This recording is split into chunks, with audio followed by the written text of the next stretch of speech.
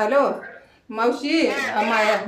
सासूबाई मना बापनं नाव न केल्यापर्यंत मना बाप ना करता वावर बी शेण खाली घर मा दोन दोन संडास येतात आणि आठ काही नाही तेवढं बरी बरी वावरच मा जाणं पडत आणि आणि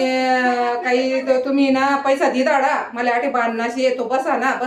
खाली बटाना नाही बरं येंगडा बसा ना तर काय म्हणतोस